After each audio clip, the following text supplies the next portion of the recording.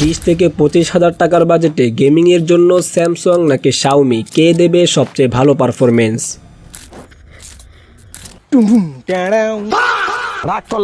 যাদের বাজেট 20 থেকে 25,000 আর gaming phone কিনতে চান তারা এই ভিডিওটা ভুলেও স্কিপ করবেন না।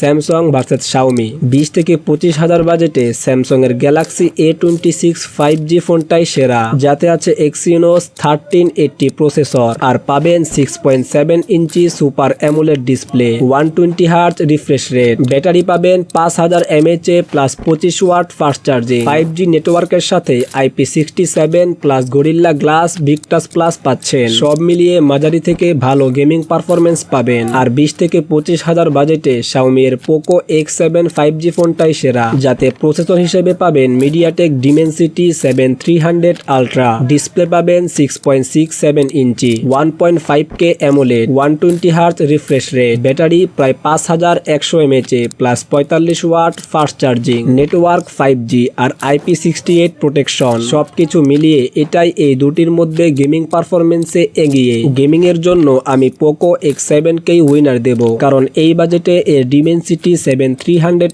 Ultra plus 120 hertz AMOLED plus 45 watt charging gaming focus ইউজারদের জন্য স্যামসাং A26 এর চেয়ে বেশি আকর্ষণীয়। A26 অবশ্য সফটওয়্যার সাপোর্ট, IP67 এবং স্যামসাং এর ওভারঅল এক্সপেরিয়েন্সের দিক থেকে এগিয়ে। আপনি হলে গেমিং এর জন্য কোনটা নিতেন, স্যামসাং নাকি শাওমি? আপনার মতামত অবশ্যই কমেন্ট করে জানাবেন। ফোনের দাম পিন কমেন্টে দেওয়া আছে। আর হ্যাঁ, আপনারা যদি গেমিং এর জন্য 2026 সালে সবচেয়ে সেরা 3টা গেমিং ফোন দেখতে চান তাহলে নিচে ক্লিক করে দেখে আসতে পারেন।